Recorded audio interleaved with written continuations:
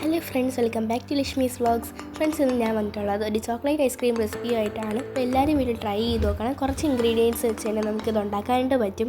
നേരെ വീട്ടിലേക്ക് ഫ്രണ്ട്സ്, അപ്പോൾ ആദ്യം തന്നെ ഐസ്ക്രീം ഉണ്ടാക്കാനായിട്ട് ആദ്യം തന്നെ 1 കപ്പ് പാലാണ് ഒഴിച്ചെടുക്കുന്നത്. ഇനി നമുക്കിതിലേക്ക് 1/2 കപ്പ് പഞ്ചസാര, പിന്നെ 1 ടേബിൾ സ്പൂൺ കോൺഫ്ലോർ, ഇതെല്ലാം കൂടി നന്നായിട്ട് ഇട്ടിട്ട് ഒന്ന് ഇളക്കിയെടുക്കുക.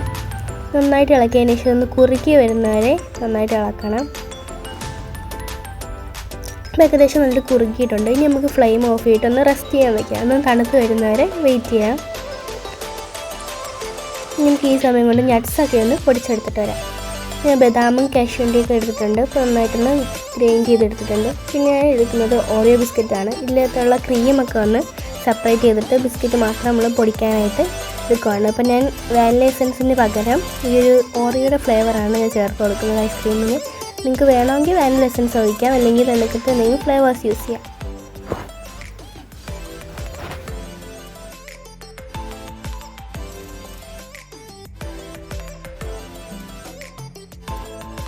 നമ്മൾ ക്രീമൊക്കെ മാറ്റിയതിന് ശേഷം ഈ ബിസ്ക്കറ്റ് ഒന്ന് പൊടിച്ചെടുത്തിട്ട് വരാം.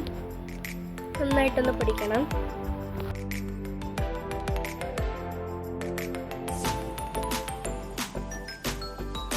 ഇത് ഞാൻ പൊടിച്ചിട്ട് ഒരു ബൗളിലേക്കോട്ട് മാറ്റി കൊടുക്കുകയാണ്.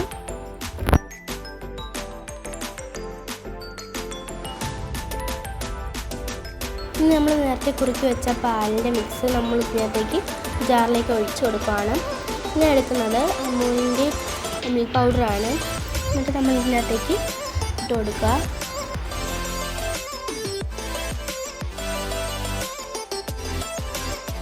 നമ്മൾ അടുത്തതായിട്ട് ഇട്ട് കൊടുക്കുന്നത് ഓറിയോ ബിസ്ക്കറ്റിൻ്റെ നേരത്തെ പൊടിച്ച് വെച്ച പൊടിയാണ് ഇട്ട് കൊടുക്കുന്നത്. നമുക്കൊരു ഫ്ലേവറിന് വേണ്ടിയിട്ട് നന്നായിട്ട് ഇട്ട് കൊടുക്കുക. പിന്നെ നമ്മൾ അടുത്തത് വാനിലയുടെ ഒരു ഐസ്ക്രീമാണ് എടുത്തിട്ടുള്ളത്. വാനില എസൻസിൻ്റെ പകരമാണ്. അതാണ് നിങ്ങൾക്ക് ഉണ്ടെങ്കിൽ ഇത് ഇട്ട് കൊടുക്കണമെന്നില്ല. ഐസ്ക്രീം ഇട്ട് കഴിഞ്ഞാൽ ഒരു ടേസ്റ്റ് കിട്ടും, വേണമെങ്കിൽ ഇട്ടാൽ മതി. ഇനി അടുത്തായിട്ട് ഞാൻ നേരത്തെ പൊടിച്ച് വെച്ചിരുന്ന നട്ട്സാണ് ഇട്ട് കൊടുക്കുന്നത്. അതിൻ്റെ കഴിക്കുന്നതിൻ്റെ ഇടയ്ക്ക് ചെറുതായിട്ട് ടേസ്റ്റ് കിട്ടാനായിട്ടാണ്. നന്നായിട്ടൊന്ന് ബ്ലെൻഡ് ചെയ്തെടുക്കാം. എന്നിട്ട് അടുത്തൊരു ബൗൾ എടുത്തതിന് ശേഷം നമ്മൾ ഇതിനകത്തേക്ക് കുറച്ച് ഡെക്കറേറ്റിന് വേണ്ടിയിട്ട് നട്ട്സ് ഇട്ട് കൊടുക്കുന്നുണ്ട്. ഇനി എൻ്റെ മണ്ടയിലേക്ക് നമ്മൾ നേരത്തെ ഉണ്ടാക്കി വെച്ച മിക്സ് ഒഴിച്ച് കൊടുക്കുകയാണ്. ഇനി നമുക്ക് എയർ ബബിൾസെല്ലാം ഉണ്ടെങ്കിൽ അതൊന്ന് തട്ടിക്കൊടുക്കാം. അതായത് ഞാൻ കുറച്ച് നട്ട്സ് എൻ്റെ മേലെ ഡെക്കറേറ്റിന് ഇട്ട് കൊടുക്കുന്നുണ്ട്. വീണ്ടും ഞാൻ റാപ്പ് ചെയ്ത് കൊടുക്കുകയാണ്. ഇപ്പം നിങ്ങൾക്ക് കയ്യിൽ റാപ്പിംഗ് പേപ്പർ ഇല്ലാന്നുണ്ടെങ്കിൽ നിങ്ങൾക്ക് നല്ലതായിട്ട് ഉറച്ച് നല്ല ബൗൾ വേണമെങ്കിൽ വെച്ച് കൊടുക്കാവുന്നതാണ്. എയർ പുറത്ത് പോകാത്ത രീതിയിലുള്ളതായിട്ട് നമ്മൾ അടച്ചു വയ്ക്കേണ്ടതാണ്. ഇപ്പോൾ ഞാൻ റാപ്പിംഗ് പേപ്പർ വെച്ചിട്ട് നന്നായിട്ടൊന്ന് പൊതിഞ്ഞ് കൊടുക്കുന്നുണ്ട്.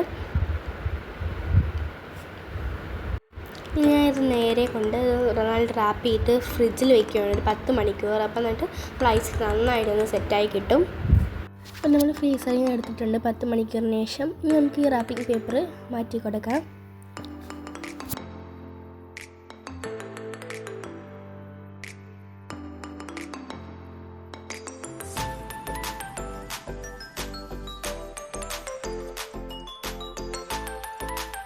നമുക്കിത് സ്കൂപ്പ് ചെയ്തെടുക്കാം. ഇപ്പം ഞാനൊരു ചെറുതായിട്ടൊന്ന് പരന്നൊരു ബൗൾ എടുത്തുകൊണ്ടാണ് ഇപ്പോൾ സ്കൂപ്പ് കറക്റ്റായിട്ട് വരാത്തത്. അതുകൊണ്ടാണ് സ്പൂൺ വെച്ച് ചെയ്യുന്നത്. അപ്പോൾ നന്നായിട്ട് വന്നിട്ടുണ്ട്. ഇനി നമുക്കത് ബൗളിലേക്ക് മാറ്റാം. ഞാനിത് ബൗളിലേക്ക് മാറ്റിയിട്ടുണ്ട്. അപ്പോൾ ഇതാണ് നമ്മൾ ഐസ്ക്രീം. നല്ല ടേസ്റ്റ് ഉണ്ടായിരുന്നു. നല്ല ചോക്ലേറ്റ് ഫ്ലേവറാണ്. നല്ല നട്ട്സൊക്കെ നന്നായിട്ട് കഴിക്കാനൊക്കെ കിട്ടുന്നുണ്ട്. എല്ലാവരും വീട്ടിൽ ട്രൈ ചെയ്യണം. നല്ല ടേസ്റ്റ് ഉണ്ട്. ഇതെല്ലാം നിങ്ങൾ വീട്ടിൽ ട്രൈ ചെയ്ത് നോക്കുക. നല്ല ടേസ്റ്റ് ഉണ്ട്. അപ്പോൾ എൻ്റെ വീഡിയോ ആദ്യമായിട്ടാണ് കാണുന്നത്, സബ്സ്ക്രൈബ് ലൈക്കൊക്കെ ചെയ്യണം. Thank you.